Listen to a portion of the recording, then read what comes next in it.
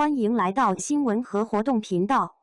请订阅和分享已更新有关当今最着名明星的最新信息。官媒对王一博的称呼变了，一字之差释放强烈信号，韩红真没说错。最近内娱最玄妙的事儿的算官媒给王一博改了名。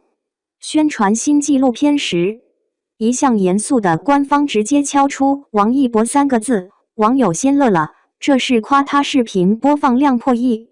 但在联想前几天48小时内被央视4次点名的阵仗，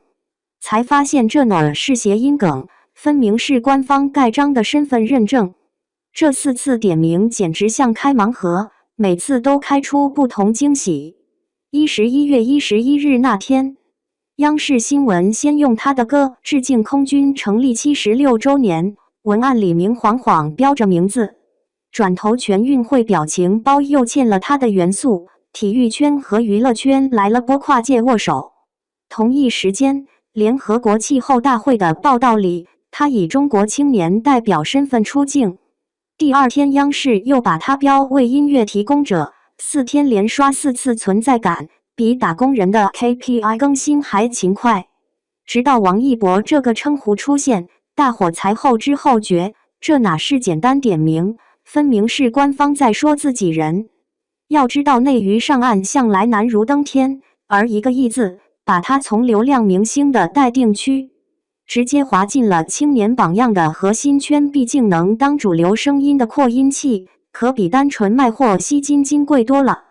这时候再翻出韩红那句王一博，你真的让人爱，爱你是值得的，突然懂了这评价里的分量。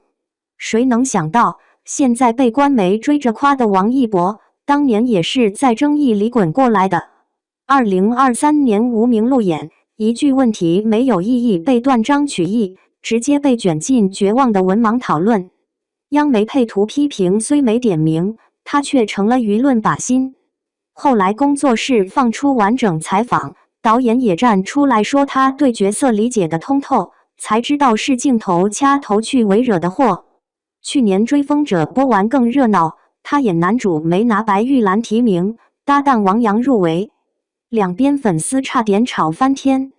结果俩当事人直接出面降温，王一博闷头发了段角色创作手记，字里行间全是对表演的琢磨，反倒让网友看清，这小子不爱辩解，就爱跟作品较劲。但较劲这事儿，王一博从出道就没停过。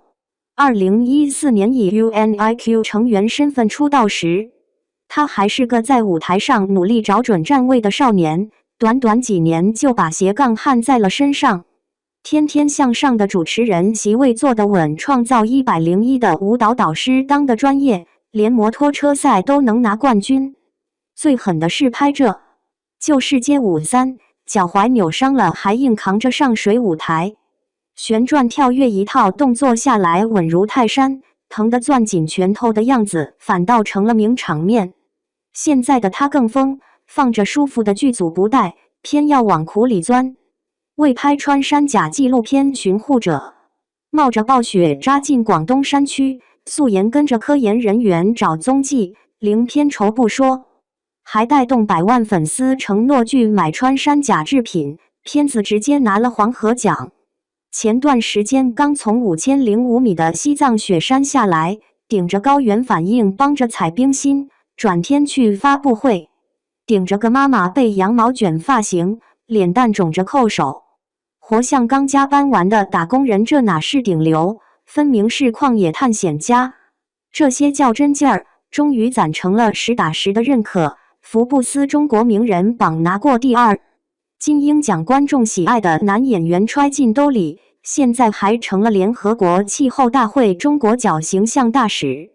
官媒喊他王一博那天，有网友算过账，他主演的剧播放量破亿，公益带动参与人数破亿，连传递的正向价值都能影响上亿人，这一字还真不是白加的。